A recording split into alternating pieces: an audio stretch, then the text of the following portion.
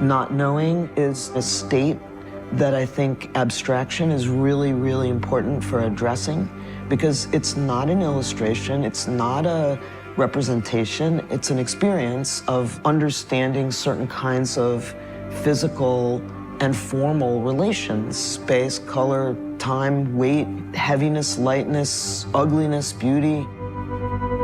To mark, to stroke, to struggle, to contradict, to offset, to whittle, to abstract.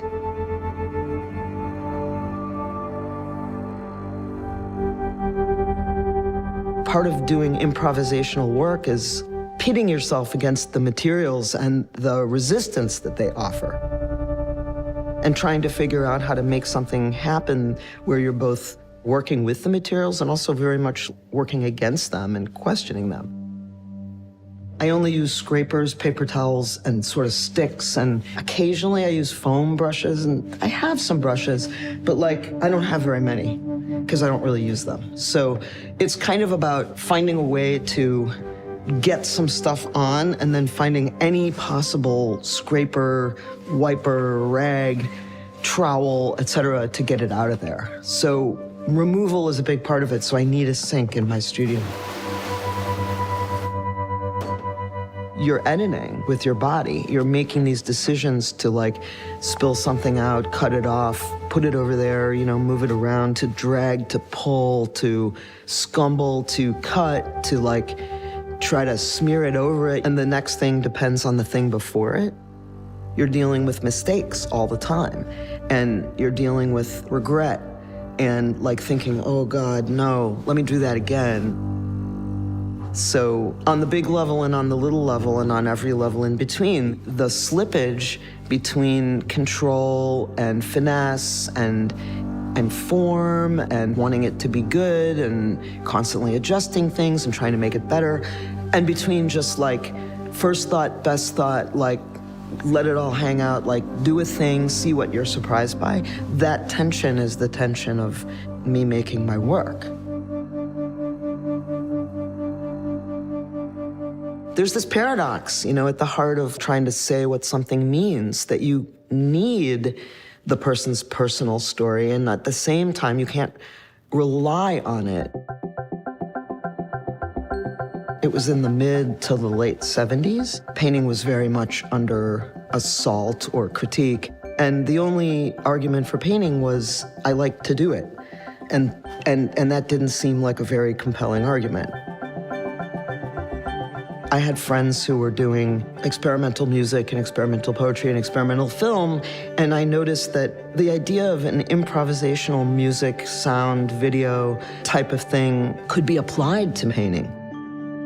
The work I was interested in was playing with art history and playing with form or shape or color or process. It might have had the same spirit that the gestural painters in the 50s had, but somehow by the time those kinds of paintings became commodities, the sort of spirit of it was gone, and what was left was the sort of heroics. And so it was kind of an anti-heroic position that, you know, had to be like remade in painting. So I guess I'm rebuilding something from a much more scrappy and casual and weird position. And also at the same time, pulled in a different set of references, and I had a different spirit.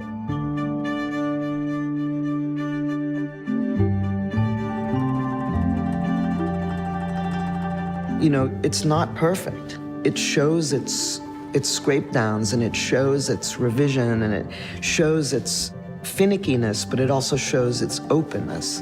And this maybe vain attempt to like push further or dig deeper.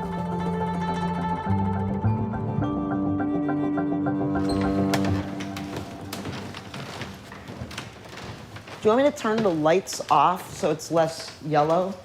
Sure. I can flip through these. There's millions of drawings. I mean, I really make a lot of drawings. I mean, I have stacks and stacks of drawings, boxes and boxes and boxes of drawings. I don't know if I have a feeling about them until they become sequenced.